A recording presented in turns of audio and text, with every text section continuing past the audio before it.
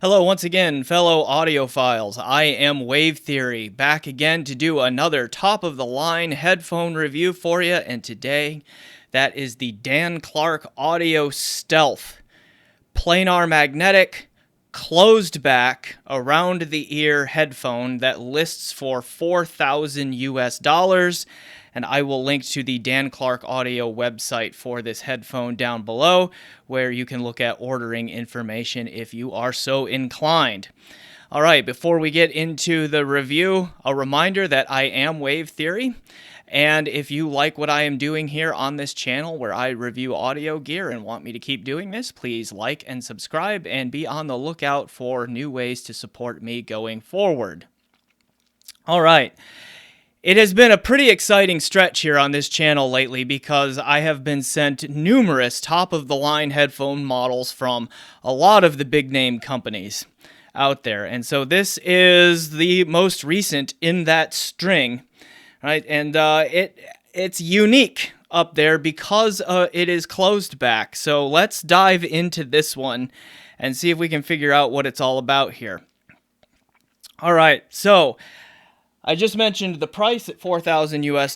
It is planar magnetic with a single-sided magnet array, and it's also, it's closed back. Okay, so that is one of the unique features of it at this price. And being a closed back, it is pretty isolating in terms of holding sound in very well and also holding sound out very well. So it's not just nominally a closed back. Like if you buy a Foztex TH900 or something like that and you put Lawton chambers on it, it is nominally a closed back, but it leaks a lot.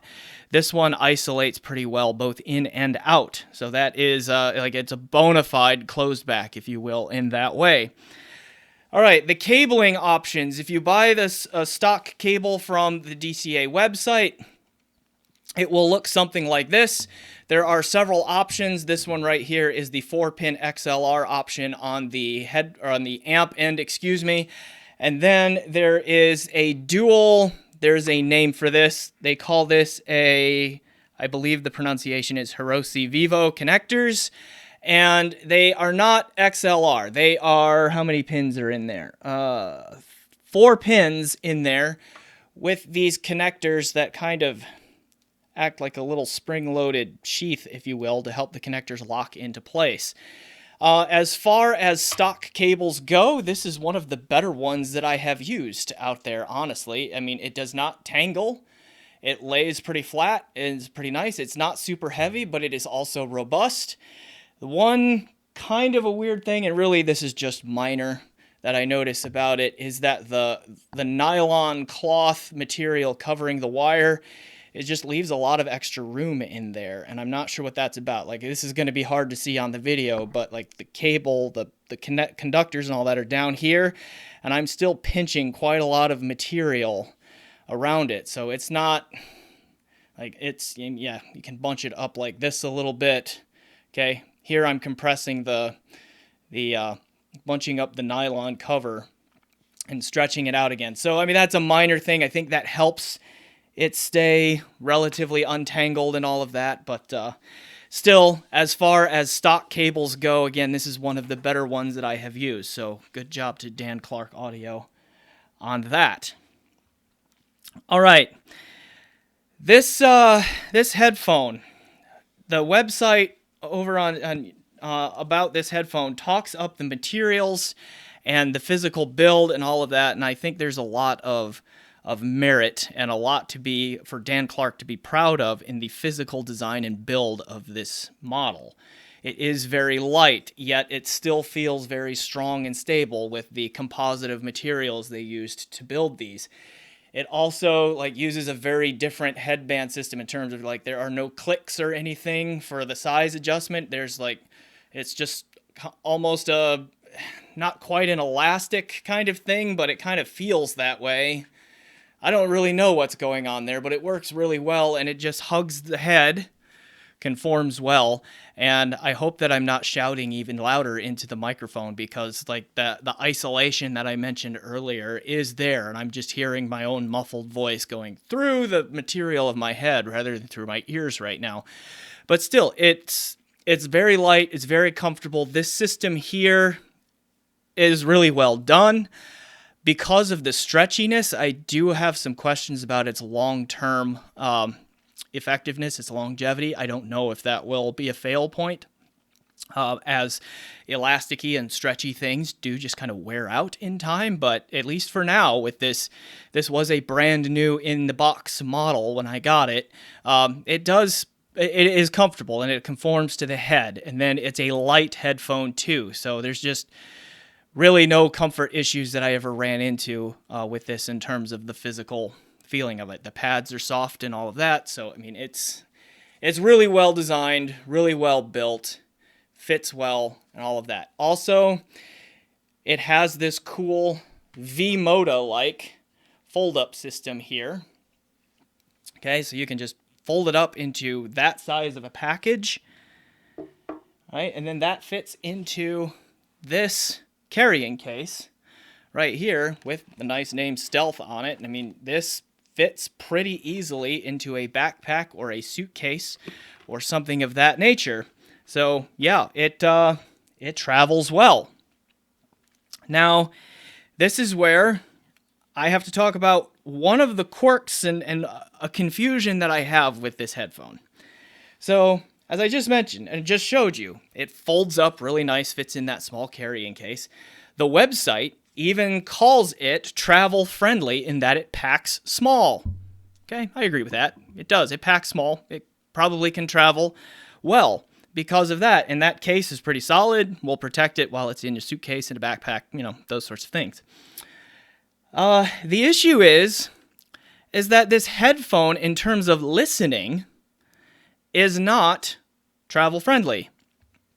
Okay, so I'm confused by this because, again, like the website that I just mentioned, it calls it, travel friendly, pack small.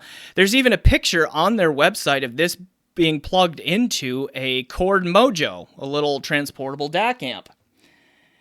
All right, and so there are a lot of hints and clues coming from Dan Clark. The build of this, that case, the wording on their website, that picture on their website, that suggests that this is a headphone that is designed to travel with you and to listen to music, not necessarily on the go, but at least in a transportable situation. I have to take exception to that a little bit because this is a really hard headphone to drive. I mentioned this in my impressions video, and that impression has not changed. This is a very difficult headphone to drive. It is rated at a 23 ohm impedance with an 86 to 87, okay, right in there, decibel per milliwatt sensitivity. It is a beast on an amplifier. It really loads it down. It's just really hard to think of a transportable or mobile amplifier that is going to push this thing all that well. Like, my most powerful transportable unit right now is this Cord Hugo 2, and I turned it on, okay, to show you, and I know Cord has these bright lights going on, but I turned it on to show you that here's the volume control, right? It might be hard to see on the camera, but it's kind of like a purplish color in there. This Cord volume wheel I did not touch since I had last plugged this in to listen to it. The way this works is that when you turn it all the way down, you get a red light in here. And then as you turn it up in volume, it goes through the colors of the rainbow, okay, where violet and then white are is the maximum output, okay?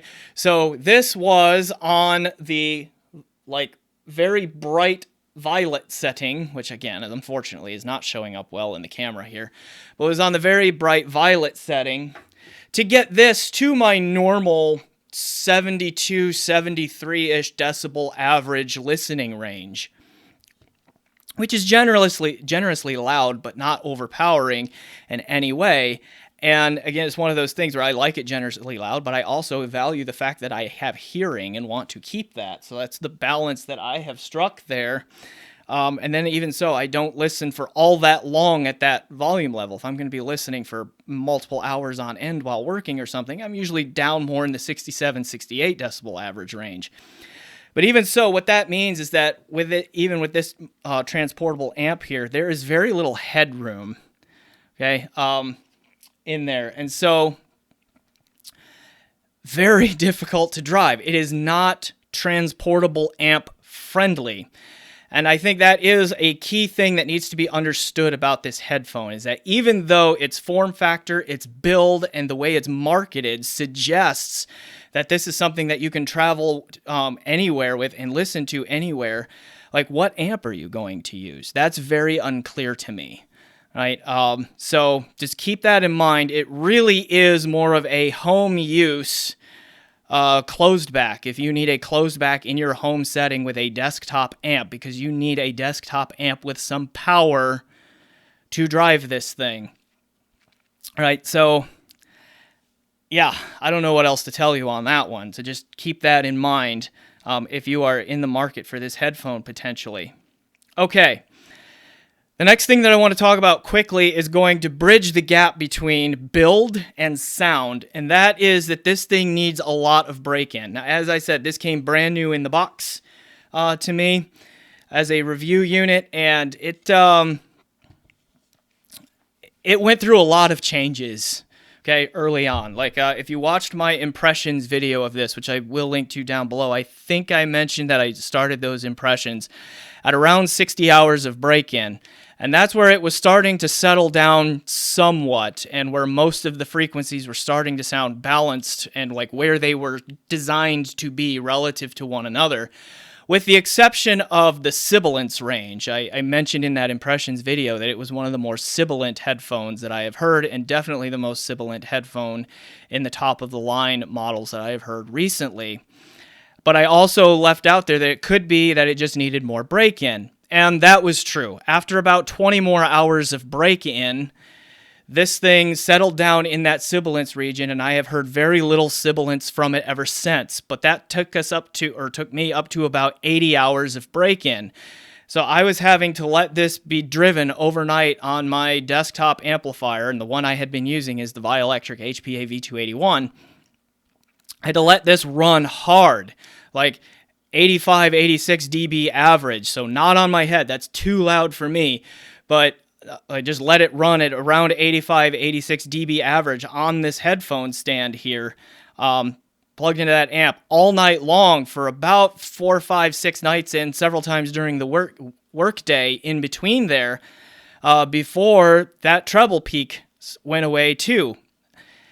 Then, weirdly, even after about 80 hours of break-in, I was listening for a while. It sounded like I thought it was supposed to, and then just like suddenly the upper mid-range, right in that shouty, honky region that I really struggle with, just jumped forward, and this just became irritatingly, painfully shouty, honky, etc. in there from all of the amps that I tried it on at that point. I was like, whoa, did something just happen to an amplifier? This sudden change here. And I'm like, well, I've heard that Dan Clark's can be difficult to break in. Maybe it's just doing crazy break-in things. I let it run overnight for about another 10-hour break-in hard driving night. Came back the next morning, and that shoutiness had smoothed out. Then suddenly the bass recessed a little bit. And now this is not a particularly bassy headphone to begin with, which we'll get to more in the sound in just a moment, but the bass recessed a little bit.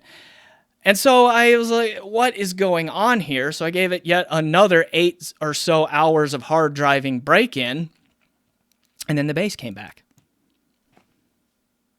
So we are to get to the point where this stopped changing so much that I just didn't know what was going on with it.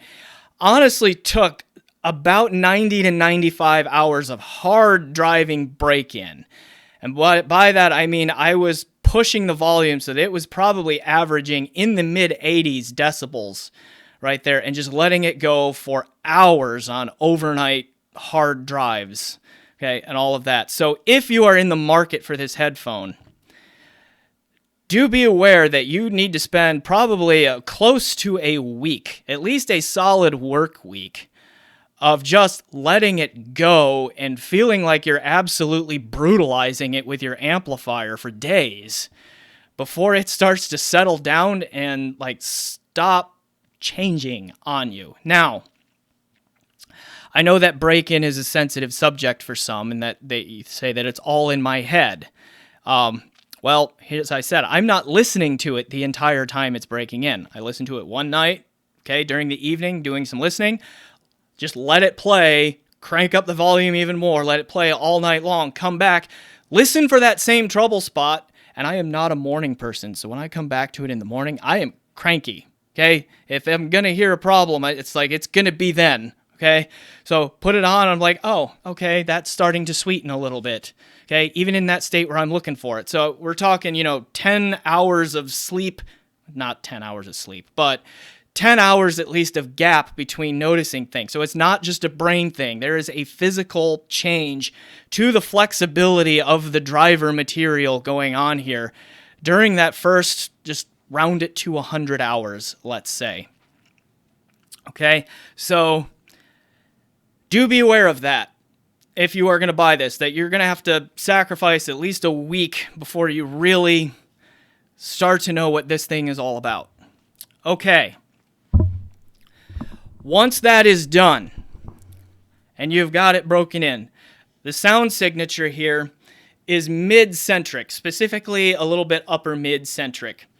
Okay, there's a little bit of forwardness. I think it's probably somewhere like the 1.5 to 3 kilohertz-ish range in there, where vocals, particularly female vocals, but the upper registers of male vocals as well, the upper in that range, pianos, strings, acoustic guitars, and all of that are very present. They are a little bit more forward.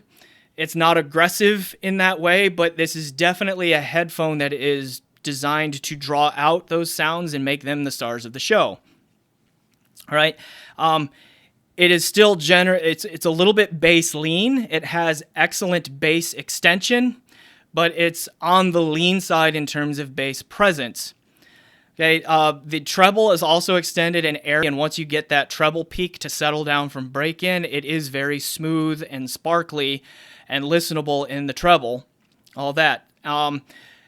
Resolution also is quite good. It resolves appropriately for a $4,000 headphone. Again, I've heard a lot of $4,000 plus headphones here recently in rapid succession, and this is in the thick of it in terms of resolution chops. So, and texture and all of that bass texture is there. It's good. All that, no real issues there. Somehow this one still does that mid-forward presentation without being shouty or honky most of the time, which I am sensitive to that shouty and honkiness, as I have said over and over again on this channel, okay? And also in my hearing quirks video, which I link to in every description. So please watch that so you can understand what I'm saying a little bit better in these descriptions of sound. But remarkably, somehow this one manages to be mid-forward in a range close to where I am sensitive without wandering into shouty, honky territory all that much. One exception to that is that brass instruments for me on this one can be really overpowering. Trumpets, trombones, etc. if they hit in that range where this is accentuated just a little bit, can just be ooh. Okay, so that's one exception for me. You may not have that issue, but for me that was a problem. But remarkably, it held it together and wasn't shouty or honky on vocals very much. Not never, but not very much either once all of that break-in stuff settled down. Okay. Another thing about the bass here, as I said, this is not really a bassy headphone, and I just mentioned it has great bass extension, and it does. It has good bass texture and detail and pitch definition and all of that kind of stuff, go with it. So the bass that is there is good. It's not punchy, though. And overall, this is not a particularly macro-dynamic, active headphone that just kind of makes you go notice, ooh, there's just a lot of energy going onto the sound.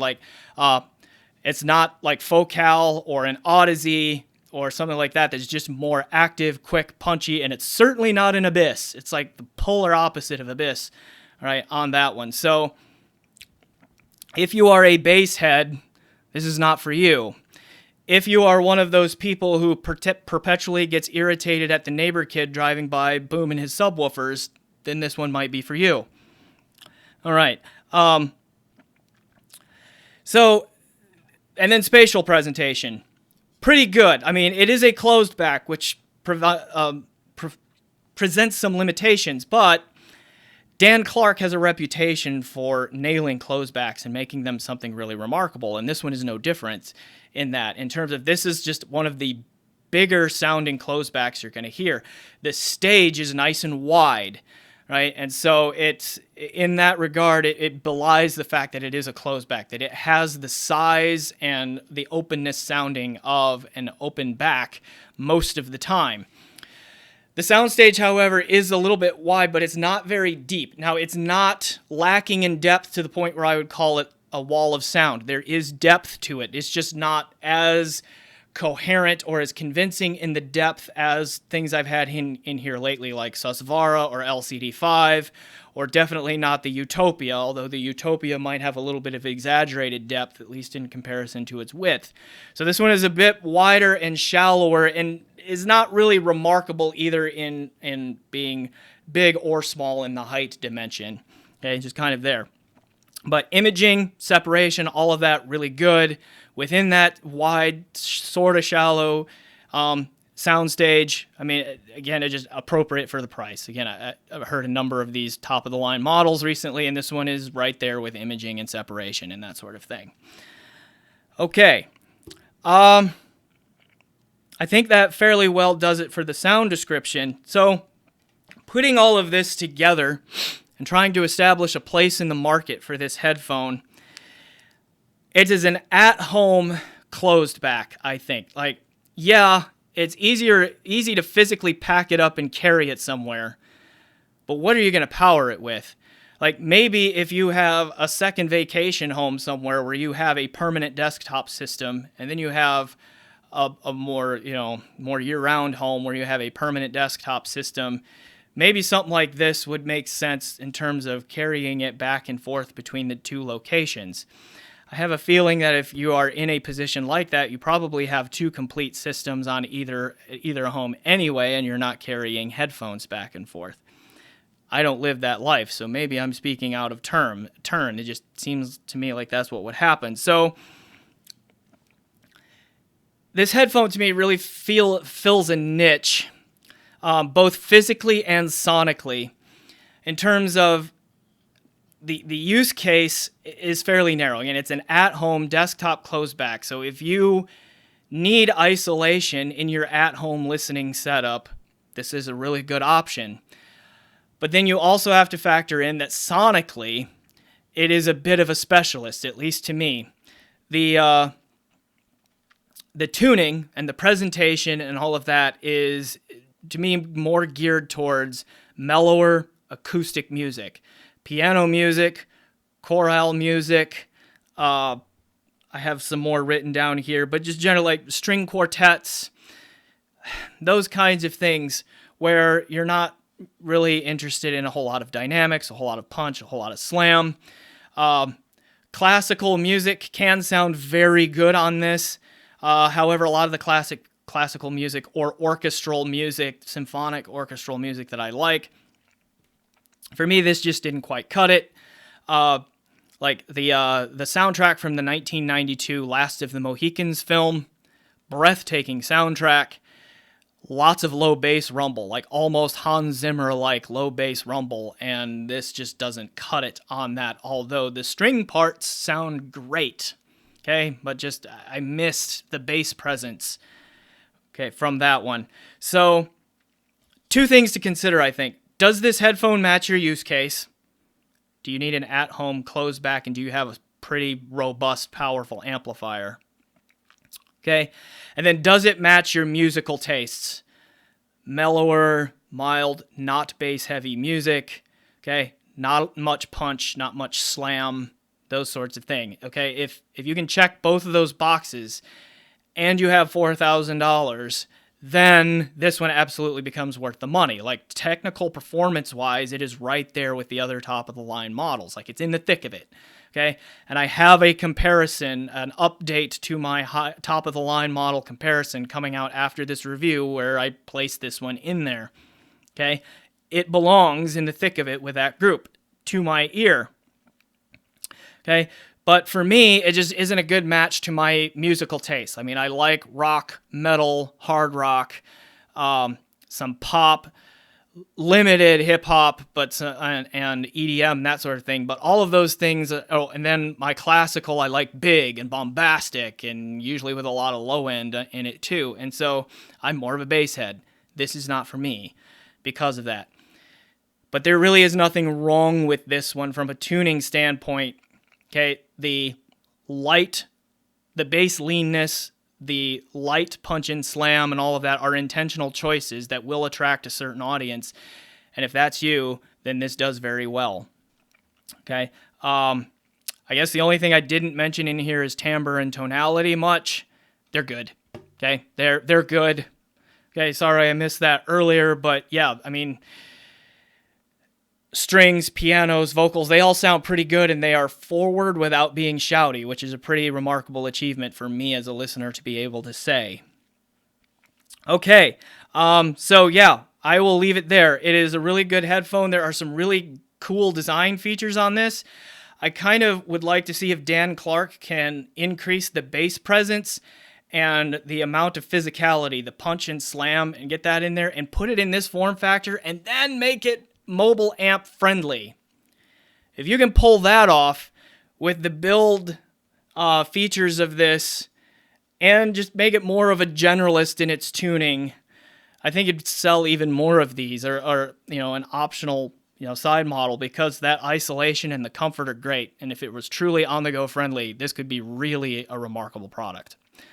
Okay, I am Wave Theory. Those are my thoughts on the Dan Clark Audio Stealth close back planar magnetic $4,000 headphone.